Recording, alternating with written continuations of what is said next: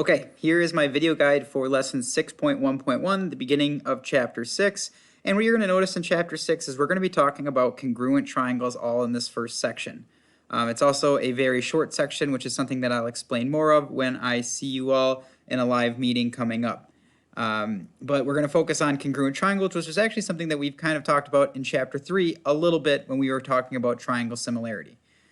So we're going to focus in on that today, and we're going to focus in on how we know that two triangles are congruent. Okay. So reading through here, you see that you've learned about similar triangles and how to solve those problems, but what can be learned about congruency? And that's, again, what we're going to focus on. First thing is math notes, because I think it's important to remind us what it means to be congruent and how we show congruence. And so let's see here. It says two figures are congruent if there is a sequence of rigid transformations that carry one onto the other. Two figures are also congruent if they meet both. So they're going to meet both of these following conditions. They need to be similar. So they need to meet one of the similarity conditions, which is angle, angle, side, and side, side. And then they need to have side lengths, at least one side length that has a common ratio of 1. And so when we get to problems about trying to show that two triangles are congruent, that's what we're going to be looking for, that they have similarity and that they have side lengths as a common ratio of 1. So first thing here is seeing these triangles that they're giving us. Many of us can look at those triangles and probably say, yeah, I think those are congruent, but we can even use our E tool here to do it. They said rigid transformations to make one land exactly on top of the other. I can perform those transformations. Let's put F on common vertice here. Actually, let's rotate a little bit so it's on the screen. And then let's put F, and just said, all right, we'll move this one, huh? There we go. A on F, because those are corresponding vertices. And then I'm going to rotate this one a little bit about that point and have it land right on top the best I can. Maybe right, let's see there. Good enough. Right? And since these can, by rigid transformations, which is rotation, reflection, translation, I was able to get one to land on top of the other, which does show that they are indeed congruent. But let's show it the other way as well, by showing they are similar and by showing that they have sides that, have a common ratio of 1. And so I'm going to try my best here to create a flow chart.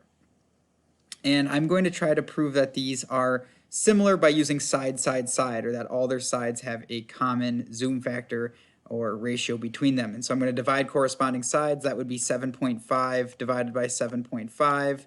That would equal 1, which is good to see. They have a ratio of 1. I could do 6 divided by 6. Sorry for the bad handwriting here. I'm not very good at writing on these, which equals 1. And then I have 4.5 divided by 4.5. Common, again, corresponding sides dividing, equaling 1. Since they all share the common zoom factor, which is 1, we can draw our conclusion that these triangles, triangle ABC, is similar to triangle, let's make sure the vertices correspond, FDE. So F, D, and E. Sorry for the bad handwriting. Again, you're going to have to use my words, not my writing. And then those are similar by side similarity. You can probably do a better job than I did there. Please try to.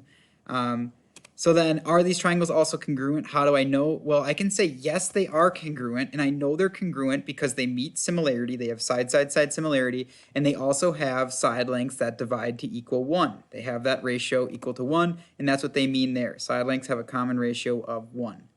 Okay, so that's what they're doing there, and that's what we're looking for when we're talking about congruency. Do they share similarity, either side or side, or angle, and then do they have at least one side that divides to equal 1? And that's what we're going to be looking for as we start investigating problems later in this lesson. These questions here you can answer on your own, and so it says write a symbol, or the symbol for similar was this little tilde sign, and now the symbol for congruent is an equal sign with a little tilde over it, and it's asking how is the congruous symbol related to the similarity symbol. Why do you think mathematicians chose it? And you can come up with your own opinion on why you think they did that. And then here I left a big drawing space below so you could write out your answer, because we don't have the symbol that they're going to be looking for in our keyboard. So I'm going to have you write down your answer to that question using the sketch down here. Now for 5, it talks about what the next slides are going to do for us, or what the next slides are going to have us do. So it says the diagrams on the following slides are not drawn to scale.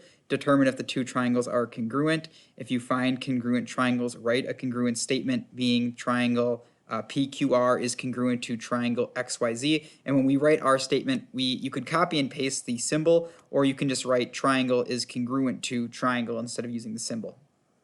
And on the other terms, if we get a triangle that we cannot say is congruent, we have to say we cannot be determined, and then we have to explain why it cannot be determined or why we know it's not congruent. So the first one here is we have this triangle, two triangles ABD and then CBD there, and we want to explain why we know they are congruent or how we can explain that they are not congruent. And again, we're going to do that by showing that they are similar and that you could divide one of the side lengths to equal 1, or even just to say, okay, one of the side lengths is equal to another side length. In this problem, I actually can say that these triangles are in fact similar, and they are similar by angle-angle similarity. Because this angle B here, or DBC, that angle is congruent to ABD.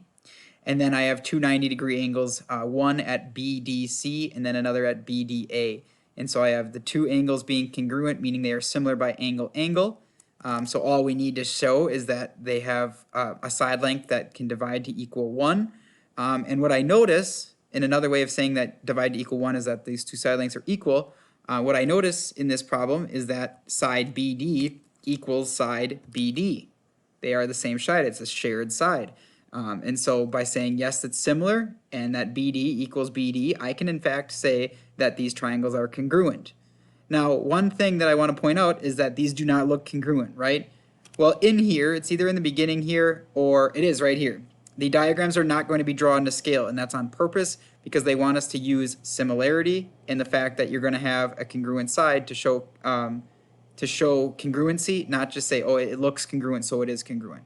Okay, so again, I showed that they had angle-angle similarity. I say that BD equals BD, or if you divided BD divided by BD, you would equal 1.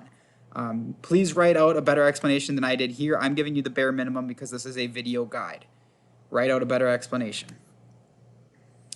Okay, here's another one. You can try to have, again, try to show that it's similar from either side, side, side, maybe side, angle, side, or maybe it's angle, angle.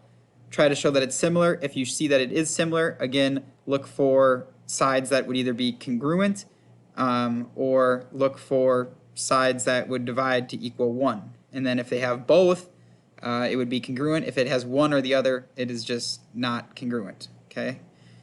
You do the same for 7. You'll do it for 8. The thing to look out for with 8 is that B and C, the corresponding side to BC is going to be side CE. And we did a problem like this in our review for chapter 5. And what happens here is if I spin this triangle so that corresponding angles land on top of each other, well, B and E, those are corresponding angles. Those are congruent because of alternate interior angles, believe it or not. So if I spun this so that B lands on E, that would mean this side 6 would land on top of this side 4, and that these would then be corresponding sides. So keep in mind that when you're going to answer your question of if these are congruent or not, okay? Because you might be able to say they're similar, you might not be able to say they're congruent. Lastly, you have part D, and again, you're looking for are they similar or are they congruent? And we are determining if these two triangles, so make sure you're looking at the correct two triangles. We are going to be looking at D, B, and A, and we're looking at C, B, and A. Okay, so those two triangles right there. And then lastly, you just have kind of, I think, a fun problem. You get to see how many triangles are in this, and it is more than 4, so count how many triangles are in the diagram. Then we get to count how many lines of symmetry. And then we get to finally how many congruent statements can you write, and you can just write like MRN is congruent to QPR and just see how many congruency statements you can write. And then that's the last question for the day, and you're done. If you have any questions throughout it, if you're struggling on the congruence, if you're struggling in the last question or anywhere in the lesson, please reach out and ask. I'll be more than happy to help you out.